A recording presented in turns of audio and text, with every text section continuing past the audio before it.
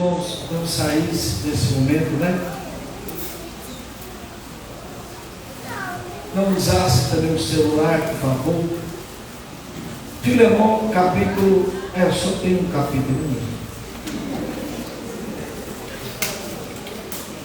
Paulo, prisioneiro de Cristo Jesus, e o irmão Timóteo. Você, Filemão, nosso amado cooperador, a irmã Áfia, Arquipo, nosso companheiro de lutas, e a igreja que se reúne com você em sua casa. A vocês, graça e paz da parte de Deus, nosso Pai, e do Senhor Jesus Cristo.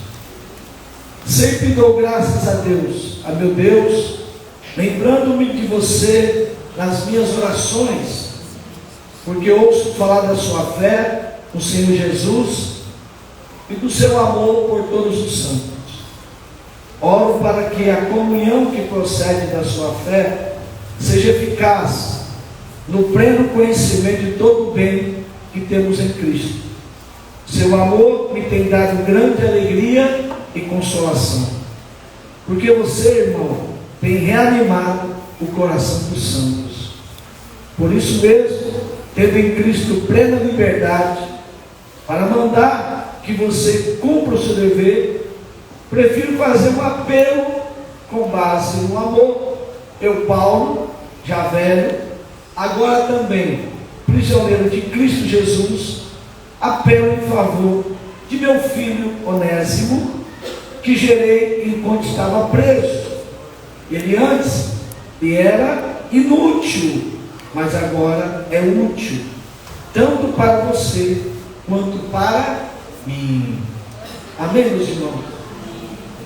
Eu sou apaixonado por essa carta, e toda vez que eu passo por ela, na minha leitura, né, eu fico ali hipnotizado, eu fico analisando essa carta.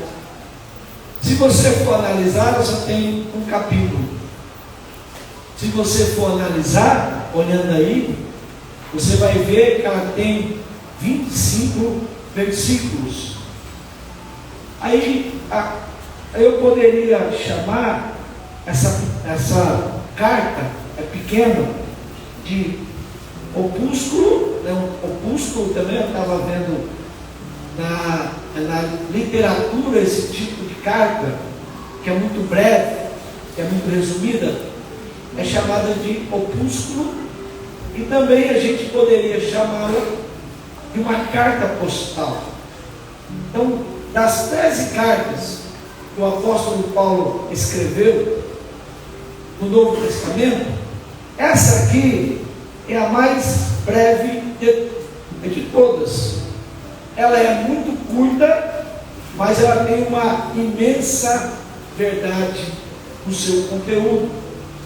Essa carta aqui, meus irmãos, ela foi endereçada, né, a um homem chamado Filemão. Por isso que é Filemão, o nome desta epístola é Filemão. Ele era um homem abastado, um homem que tinha muito dinheiro, da Ásia Menor. Ele era casado, aí no versículo 1 fala o nome da sua esposa, Áfia. Olha só, Áfia. Alguém já ouviu falar? É desse nome? Ninguém, né? Áfia. E ele tinha um filho chamado Arquipo. Arquipo, que atuava como cooperador na obra do Senhor. Então, olha só, o nome dele, Paulo endereçou essa carta a um homem chamado Filemão. O nome da sua esposa era Áfia, e o nome do seu filho era Arquipo. E o Arquipo, ele era um coordenador, o Arquipo, ele era um cooperador, o Arquipo, ele era aquele que estava à frente da obra do Senhor. E uma informação que eu também olhei para o texto é que a igreja do Senhor, ela se reunia na casa de Filemão. O culto acontecia ali, a adoração, a comunhão, a pregação acontecia na casa de Filemão. E Paulo ele vai dar algumas qualidades, algumas características de Filemão. Eu gosto muito, meus irmãos, quando a gente está lendo uma carta, quando nós estamos lendo uma epístola, eu gosto muito dessas qualidades, né? Essas qualidades que eles vão dando ao personagem. Esse dia eu estava lendo um livro Hobbit, né? E o autor começou a qualificar quem são eles, o que eles fazem, onde eles moram. E a mesma coisa aqui, Paulo vai qualificar, vai dizer quem é Filemão. No versículo 7, ou melhor, no versículo 6, ele vai dizer da fé que Filemão tinha em Cristo Jesus. Uma fé sólida, uma fé verdadeira. No versículo 6, vocês podem perceber isso, lendo aí. No versículo 7, ele já vai falar, olha só, eu achei interessante essa minha versão, a nova versão transformadora, que diz assim: sua bondade tem revigorado o coração do povo de Deus. Olha só, ele tinha essa capacidade, nosso amigo Filemão, ele tinha a capacidade de revigorar, reanimar, reforçar, renovar o coração do povo de Deus. Duas qualidades importantes. Primeiro, a sua fé em Cristo Jesus. Então, o apóstolo Paulo começa essa carta, esse pequeno opúsculo, né, enaltecendo as virtudes de Filemão, a sua fé em Cristo Jesus e a sua bondade, né, de revigorar, de reanimar, de fortalecer, de robustecer o coração dos irmãos. Interessante que aparece um terceiro personagem nessa carta aqui. O primeiro personagem é Filemão. O segundo personagem é sua esposa, Áfia. O terceiro personagem é o seu filho, Arquipo. E aparece um quarto personagem. Olha só a importância de você analisar, a importância de você estudar uma carta.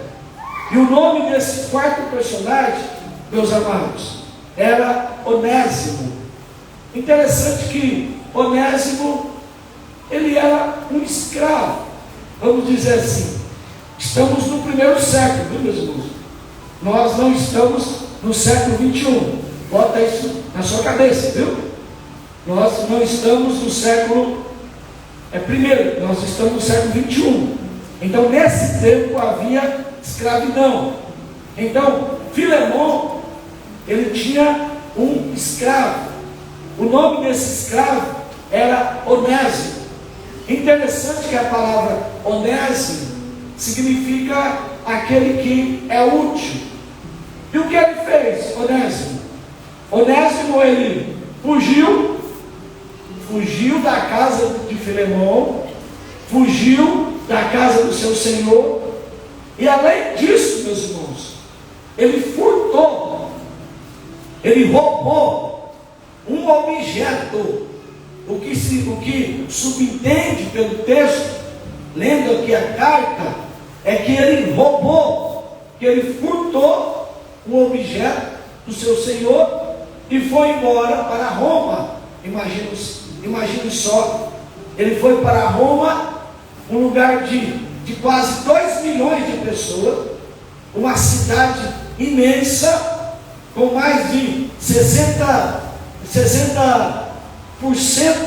dos seus habitantes eram escravos. Era uma bagunça de civilização. No entanto, ele foi para Roma, e quando ele chega em Roma, alguma coisa aconteceu, que ele é preso, e ele é colocado aonde? Numa cela ao lado do apóstolo Paulo. Olha só, dá para os irmãos imaginar? Você é colocado numa cela, na mesma cela que estava o apóstolo Paulo. por causa da palavra de Deus, ele vai dizer que é um prisioneiro de Cristo. Por causa do Evangelho, pelo fato de anunciar o Evangelho, a palavra de Deus, ele foi preso. E esse indivíduo aqui, Onésimo, ele deve ter feito alguma coisa de errado em Roma e foi preso e colocado na mesma cela de Paulo. E todo mundo que estava ao lado de Paulo era evangelizado.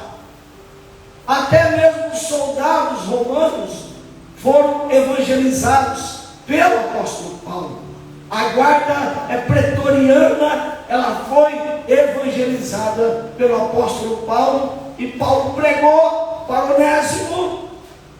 Onésimo se converteu, Onésimo aceitou a Jesus como Salvador e se tornou um discípulo, aleluia, de Paulo na prisão de Roma.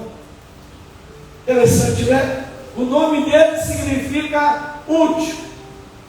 Onésimo, aquele que é útil. Durante algum tempo ele se tornou inútil.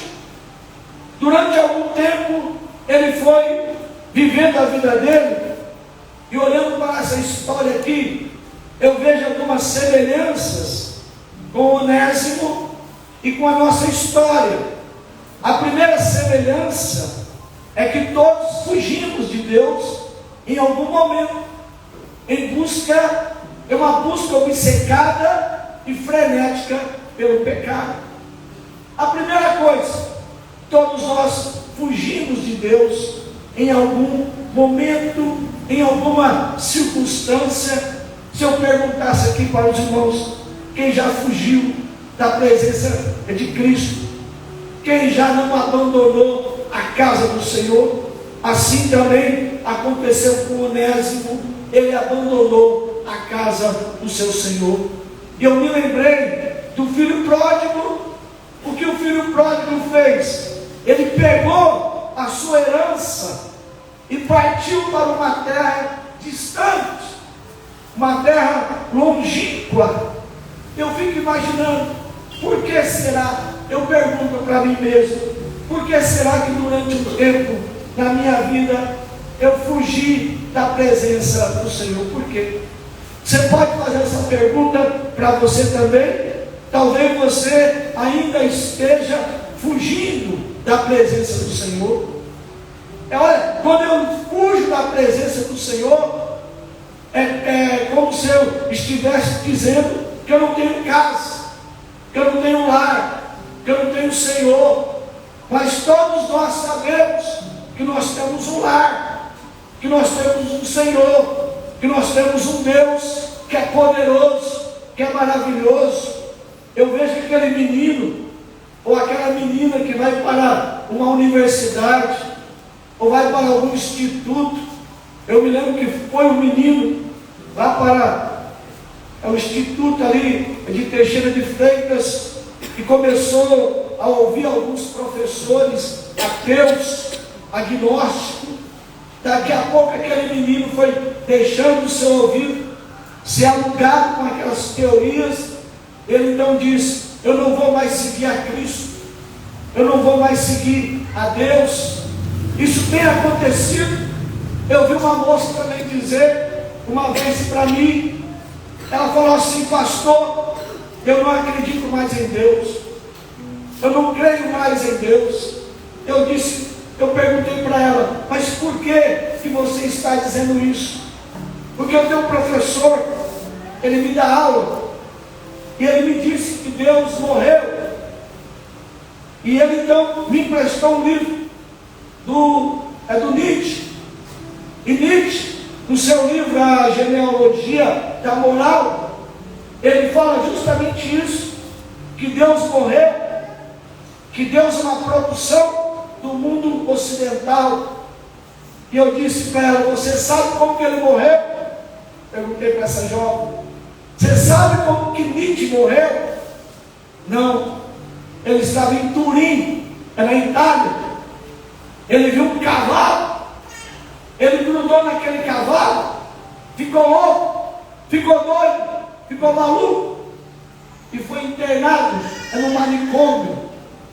E alguém me disse uma vez, um famoso pensador, ele disse o seguinte, que Nietzsche ele ficou louco, Nietzsche ficou maluco, quando ele falou, Deus morreu, Deus não existe, porque Deus é aquele que dá sentido para a vida humana. Então, a primeira semelhança que eu vejo em Onésimo conosco é que nós temos essa tendência de fugirmos da presença de Deus, de buscarmos outros lugares. A segunda semelhança que partilhamos com Onésimo é que a nossa culpa era grande e a pena severa. Interessante que Onésimo, além de fugir da casa do seu Senhor, ele também havia furtado, ele também havia roubado um pertence do seu Senhor. E essa situação aqui, duplamente condenado, segundo a lei romana, Onésimo podia ser preso, podia ser torturado e morto. Podia ser preso, não somente preso, mas ele podia também ser torturado, não somente torturado, mas ele podia também ser morto. Olha o castigo, olha a pena severa que estava sobre Onésimo. Agora, eu fiquei imaginando, quando eu estava fora da presença do Senhor, eu me lembro uma vez, eu estava vindo umas 2 horas da manhã, juntamente com os meus amigos, e alguém nos parou, armado, com uma arma, e fez a gente se encostar no muro. Ele mirou, estávamos em quatro amigos, ele mirou aquela arma. Eu falei, Deus tem misericórdia de mim, Deus tem misericórdia da minha alma. Eu dizia para Deus, se esse indivíduo me matar, se esse indivíduo atirar em mim, eu não estou pronto, Senhor, eu não estou preparado, eu estou longe da sua presença. Senhor Deus, tenha misericórdia de mim. Enquanto a gente estava ali, ele pegou a minha carteira, a carteira daqueles amigos, e foi embora.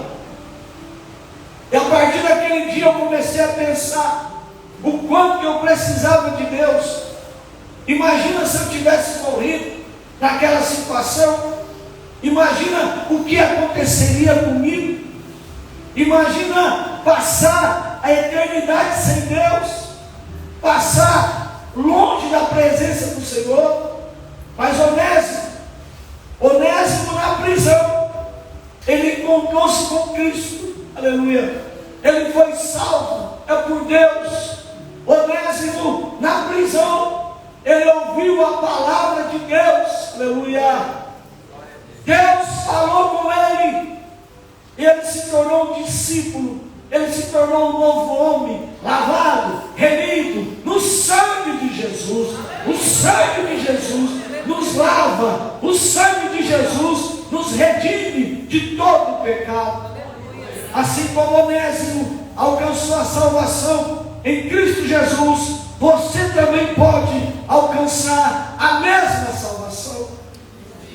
Você pode perguntar para mim, o que eu tenho que fazer para ser salvo? Simplesmente diz lá em Romanos capítulo 10, eu tenho que confessar com a minha boca que Jesus Cristo é o Senhor, aleluia. O que eu tenho que fazer? Eu tenho que dizer simplesmente que Jesus, Ele é o Senhor, Ele é o único Senhor, Ele é o único dono da minha vida. Louvado seja o nome do Senhor. Eu tenho que confessar que Jesus é o Senhor. Eu tenho que crer no meu coração que Ele ressuscitou dentre os mortos, e a minha vida será mudada, alterada pelo poder do nosso Deus. A terceira semelhança, meus irmãos. A terceira semelhança. Eu vejo. É a graça de Deus. Interessante que havia uma forma de conseguir apelação.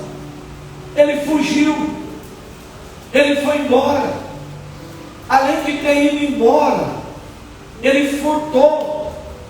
Nos dias de Onésimo, a lei, o direito penal, determinava que um escravo fugitivo poderia ter um associado ou um membro da família. Ele poderia ter um advogado que levaria o seu caso ao proprietário. Alguém que o representasse, um advogado. O apóstolo Paulo aqui, nessa carta, ele agiu como advogado. Ele falou assim: Filemão, se Onésimo lhe deve alguma coisa, coloca na minha conta. Aleluia. Coloca na minha conta. O apóstolo Paulo, ele agiu como um associado, ele agiu como advogado, rogando o perdão para Onésimo. Da mesma forma, meus irmãos, Jesus Cristo é o nosso advogado. Jesus Cristo é aquele que está do nosso lado. Jesus Cristo é aquele que nos defende das acusações do inimigo. Jesus Cristo, ele é o único mediador entre Deus e os homens. Somente ele pode rogar pelos nossos pecados, aleluia. Mas ninguém. Somente ele pode rogar por você diante do Senhor. Não tem mais ninguém que pode lhe dar esperança. O apóstolo João, em sua primeira carta, ensina: se todavia alguém pecar, nós temos um advogado junto ao Pai. Quem é? Jesus Cristo, o justo. Ele é a propiciação pelos nossos pecados, não somente pelos nossos, mas também do mundo inteiro. Louvado seja o nome do Senhor. Jesus Cristo, ele pode perdoar. Jesus Cristo, ele é o caminho, ele é a verdade, ele é a vida. Ninguém vem ao Pai a não ser por mim. Diz João capítulo 14, versículo 6. O apóstolo Paulo também vai dizer: porque há um só Deus e um só mediador entre Deus e os homens, Jesus Cristo, o homem. Somente Jesus pode mediar. Somente Jesus é o teu advogado.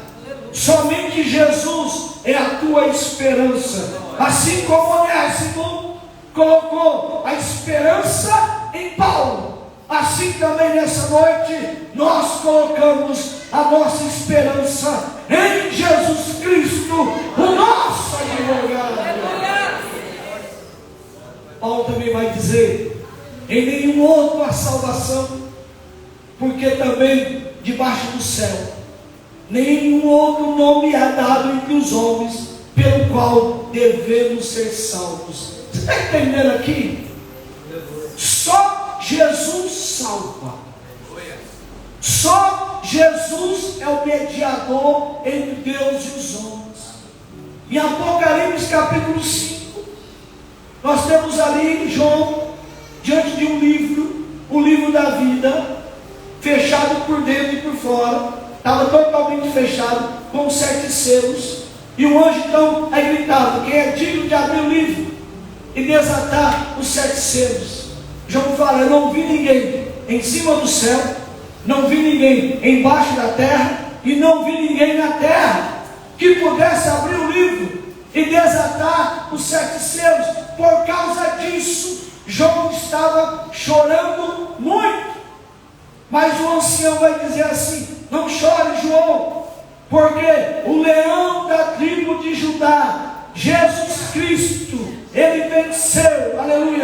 Ele é digno de abrir o livro e desatar os 7 selos. Somente ele pode abrir o livro da minha vida, o livro da minha história, o livro da tua história. Somente Jesus Cristo, aleluia. Ele veio para salvar. Ele morreu pelos nossos pecados e no terceiro dia Ele ressuscitou. Louvado seja o nome do Senhor.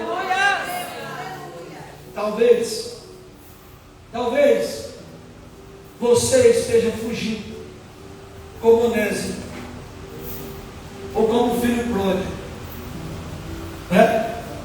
Você esteja fugindo. Eu já fugi. Eu sei muito bem o que é isso. Eu sei muito bem o que é você ficar distante da igreja. Eu sei muito bem o que é isso. Talvez você tenha chegado ao impasse, uma inquietação, uma insatisfação em sua alma, sabe? Você procurou de tudo, você fez de tudo, mas tudo que você fez, nada lhe satisfez, nada lhe aquietou, nada. Ao que nós cantamos, não há nada que pode satisfazer, nada que pode aquietar o coração, a não ser Jesus Cristo. Aleluia. Você está numa procura, fugindo, nada preencheu, nada aquietou, nada me satisfez. Talvez você tenha começado a perceber que é hora de você parar de correr, é hora de você parar de fugir. Chegou um dia na minha vida que eu disse para mim mesmo: eu não posso mais fugir da presença do Senhor. Eu não posso, porque Ele me cerca. Ele me cerca por detrás e por diante. Qualquer lugar que eu for, Deus está lá. Não tem como mais fugir da presença daquele que é eterno. Porque se você não parar de fugir, pode acontecer coisas piores em sua vida. Chega um tempo, o Espírito Santo, Ele vai lhe dizendo, o Espírito Santo, Ele vai lhe falando, testificando com você. É hora de você parar de fugir da minha presença. Está na hora de você se levantar. Aleluia. O filho pródigo, ele chegou numa situação tão terrível, tão calamitosa, que não tinha mais nada para comer. Estava querendo comer as bolotas que os porcos comiam. A situação era terrível do filho pródigo. Ele chegou numa situação de impasse. Eu tenho que tomar uma decisão. E também você tem que entender nesta noite que nenhum homem é uma ilha. Ninguém aqui vive sozinho. Ninguém aqui está sozinho. Os nossos pecados, as nossas inconsequências causam impacto sobre outras pessoas. Não somente sobre você, mas as pessoas que estão próximas de você. As pessoas também são atingidas. E uma quarta coisa: você não vai conseguir arrumar, você não vai conseguir consertar as coisas da sua vida. Não vai. Por mais que você queira, por mais que você tente, eu vou arrumar, eu vou consertar. Eu sei que eu fiz muita coisa, eu sei que eu fiz muita besteira na minha vida, mas eu vou consertar primeiro. Você não tem condição de consertar, você não tem condição de arrumar. O que você precisa nessa noite é do perdão do Deus Todo-Poderoso. O que você precisa nesta noite é do abraço de Deus. Você pode chegar do jeito que você está. Quando eu voltei, eu estava um bagaço. Quando eu voltei, eu estava muito ruim. Mas do jeito que eu estava, eu cheguei diante dele. Todo mundo dizia: não vai conseguir. Mas Deus me deu a última palavra: eu vou te levantar. Talvez alguém diga para você não vai conseguir. Talvez alguém já disse para você está enrolado, Alguém um dia me disse: olha, você não vai chegar na sua juventude não. Eu sei que Jesus tem poder. Já estou com quase 50 anos aqui. Jesus me encontrou na minha adolescência, quando todo mundo dizia que eu não ia chegar. Os meus amigos morrendo de AIDS, década de 80, mais de 10 amigos morrendo de AIDS, todos estavam pegando, e aquele que pegava morria. Alguém disse: você vai morrer, você também não vai safar dessa. Só que Jesus me achou. No meio daquela tempestade, Jesus me achou. Todo acabado, todo maltrapilho. Mas eu me posicionei naquela noite. Eu me posicionei. Eu senti que o Espírito Santo estava falando comigo naquela noite. E quando o pregador fez o apelo, eu levantei as minhas mãos. E foi o dia mais importante da minha vida. Pare e dê meia volta. Você tem um advogado. Ele é Jesus Cristo justo, que veio para libertar. Vamos colocar de pé, irmã. Manqueira, em nome de Jesus. Vamos colocar de pé nesta noite. Deus está aqui nessa noite. O poderoso está aqui nessa noite. O advogado está aqui nessa noite. Aquele que pode todas as coisas está aqui nessa noite, para te abençoar, para te levantar, aleluia, para te fortalecer, para te animar. Ele está aqui nessa noite. Ele é poderoso para agir. Ele é poderoso